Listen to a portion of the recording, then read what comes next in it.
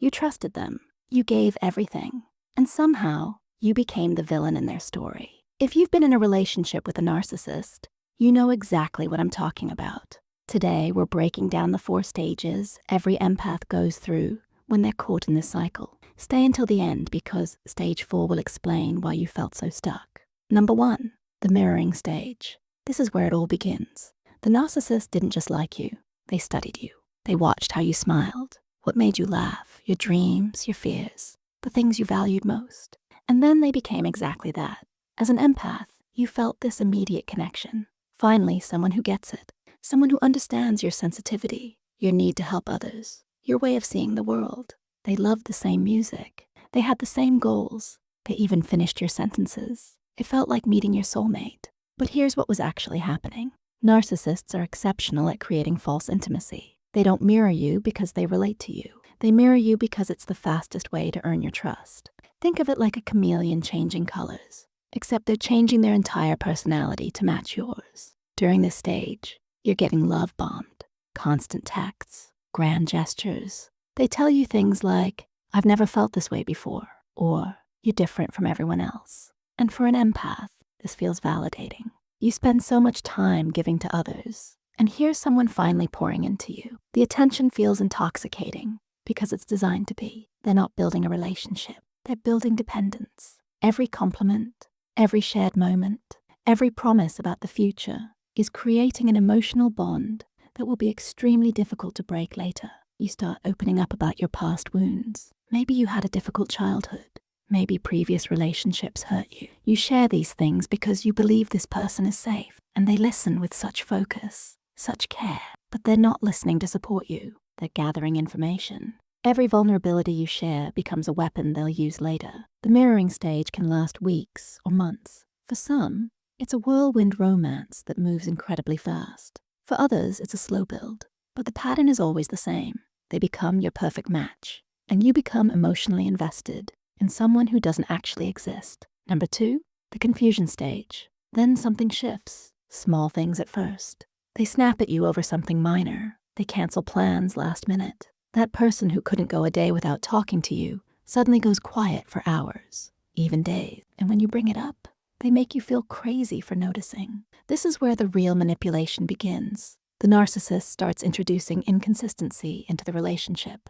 One day they're warm and loving. The next day they're cold and distant. You never know which version you're going to get. As an empath, your first instinct is to fix it. You replay conversations in your head. What did I do wrong? How can I get back to how things were? You start walking on eggshells, adjusting your behavior, trying to keep the peace. And this is exactly what they want. The confusion stage works because it targets your strongest quality, your empathy. When someone you love is upset, you want to understand why. You want to make it better.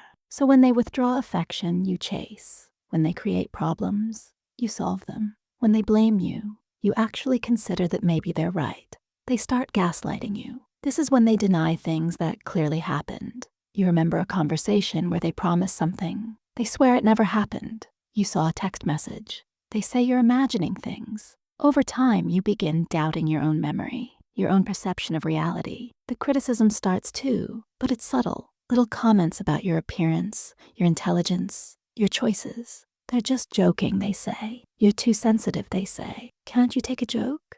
And because you don't want to seem difficult or dramatic, you laugh it off. But inside, it stings. They also begin triangulation. They mention an ex who never complained about things you complain about. They bring up a friend or coworker who understands them better. They create competition where none should exist, making you feel like you need to earn your place in their life. Your anxiety spikes during this stage. You're constantly checking your phone. You're analyzing every word of their messages. You feel this knot in your stomach that won't go away. Friends tell you something seems off, but you defend the relationship because you remember how good it was at the beginning. The truth is, that beginning was never real, but you don't see it yet. You still believe if you just love them harder, communicate better, or change certain things about yourself, you'll get back to that perfect connection. This belief keeps you trapped. Number 3, the breaking stage. This is the darkest part. You've tried everything. You've been patient.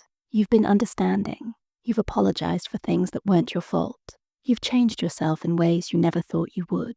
And somehow, Nothing is ever enough. The narcissist ramps up the abuse during this stage. They're not even hiding it anymore. The insults become direct. The silent treatment lasts longer. They might start yelling or breaking things. Some become physically aggressive. Others just withdraw completely, leaving you feeling abandoned and desperate. Your self-esteem is gone. That confident, caring person you used to be feels like a stranger. You look in the mirror and barely recognize yourself. You've isolated from friends and family because it was easier than defending your relationship over and over. Or maybe the narcissist slowly pushed those people away, convincing you they were toxic or jealous. This is when the cognitive dissonance becomes unbearable. You're holding two opposing truths in your mind. On one hand, you know this relationship is destroying you. On the other hand, you remember the person they were at the beginning, and you believe that person is still in there somewhere. Empaths stay in this stage longer than most because you keep giving second chances, 20-second chances. You see potential. You see their pain. You make excuses based on their childhood, their ex, their stress at work. You convince yourself that your love can heal them. But here's something you need to understand. Narcissism isn't something you can love away. It's not about them having a bad day or going through a rough patch. It's a personality structure. And unless they get serious professional help, which most narcissists refuse, because they don't believe anything is wrong with them, nothing will change. During the breaking stage, you might experience what's called trauma bonding. This happens when abuse and affection alternate, creating a powerful emotional attachment. The good moments become addictive because they're rare. When they do happen, your brain releases dopamine, the same chemical involved in addiction. You start craving their approval like a drug. You might also notice physical symptoms. Trouble sleeping, constant headaches, stomach problems. Your body is responding to chronic stress. Some empaths develop complex PTSD from prolonged narcissistic abuse, the hypervigilance, the flashbacks, the emotional numbness. These are real trauma responses. Many people in this stage blame themselves entirely. If only I was less needy. If only I didn't react so emotionally. If only I was prettier, smarter, more successful. But the reality is, no version of you would ever be enough for a narcissist. The problem was never you. Number 4, the awakening stage. Something finally clicks. Maybe they pushed too far. Maybe you saw them treat someone else the same way they treated you. Maybe you stumbled across information about narcissistic abuse and felt like someone was describing your exact relationship. Whatever the catalyst, you start seeing clearly. This stage is both liberating and terrifying. You're waking up from what feels like a bad dream, but you're also dealing with the wreckage. You're grieving the relationship, the time you lost, the person you thought they were. You're angry at them. You're angry at yourself for not seeing it sooner. The awakening stage is when you start educating yourself. You read articles, watch videos, maybe talk to a therapist who understands narcissistic abuse. Every piece of information confirms what you already knew deep down. This wasn't a normal relationship.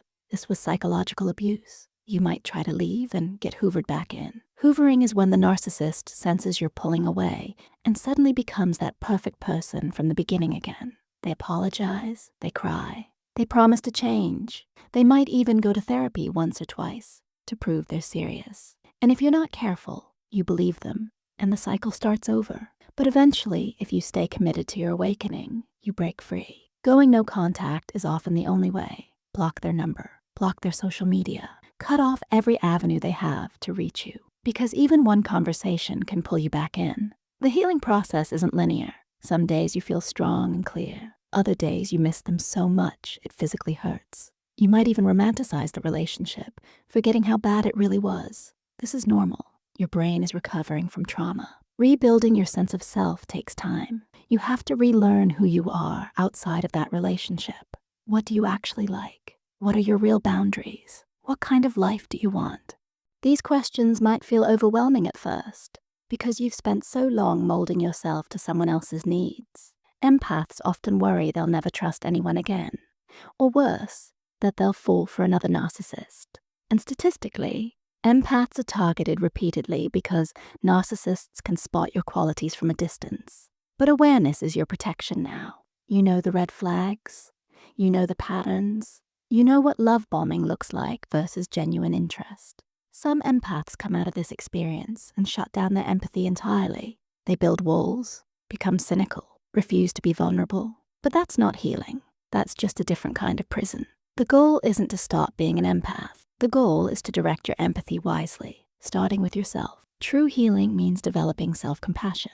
It means understanding that you didn't cause the abuse, you couldn't control it, and you couldn't cure it. Those 3 C's apply to narcissistic relationships, just like they apply to addiction. This was never your responsibility to fix. Over time, you'll start recognizing your strength. The fact that you survived this, that you found your way out, that you're doing the work to heal, that takes courage most people will never understand. You're not broken. You're not damaged goods. You're someone who loved deeply and met someone incapable of reciprocating. That says everything about them and nothing about your worth.